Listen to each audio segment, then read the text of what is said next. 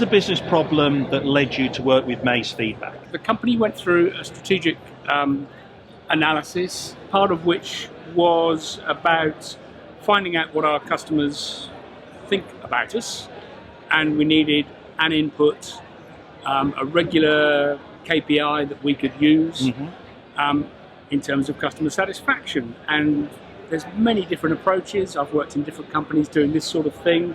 We came across Maze. I'd never seen the Maze approach, which is very appealing because it's on your phone, it's on a laptop in the back office.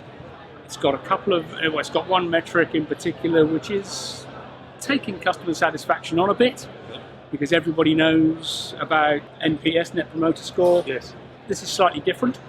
It's complementary, but it's a bit more grounded. It's a bit Net Promoter Score is, if you try and explain that to an operator, someone in the stores, their eyes glaze over because it's not that complicated, but it's a bit techy and it's a bit numerical. Right. Whereas the ambassador concept that Maze use is very, very down to earth. 2 questions: were you made to feel welcome, and are we competitive?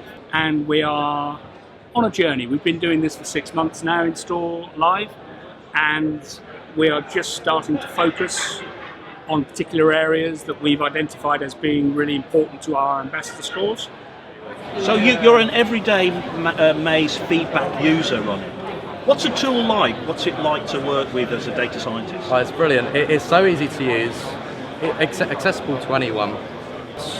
Like the data you get from it, the report's already generated, so you don't have to spend time prepping the data and then trying to drive the insight by yourself. It's already done on Maze, and you can set it up to however you want. If you want to look at it weekly, monthly, quarterly, anything like that, it's really simple.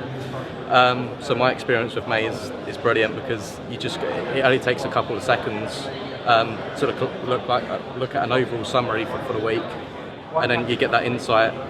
With this information, we can see a spectrum of stores that are brilliant at this, stores that need to improve. Yeah.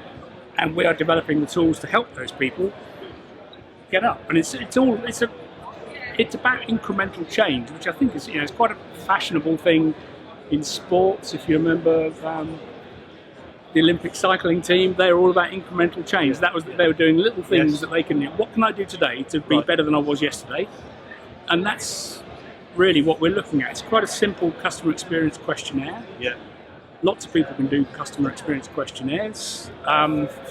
The delivery of this is very slick and it's very immediate. Along the way, myself and my colleagues can sort of say, "Oh, well done, Jim, that was fantastic." And it's like a social media tool almost. So it's giving lots of people a sort of shout out, which is really good. Everyone understands that with social media these days. And if someone's doing, someone gets praised by a customer, and they say, "I thought Jim was fantastic. He went the extra mile." Right. That gets elevated up, and everyone in the company can see it, from the CEOs, down to this. If they do something fantastic, and it gets noticed by a member of the public, one of our members, that's getting picked up by everybody. So it sort of is like it's almost its own feedback loop. So that if I do an outstanding job here, I'm going to get noticed, because that's a very motivating factor in any sort of role. If you know that what you're doing makes a difference because your customers are telling you it makes a difference, and then your boss is seeing that you've made a difference to that customer. It's a real sort of positive snowball. Positive feedback.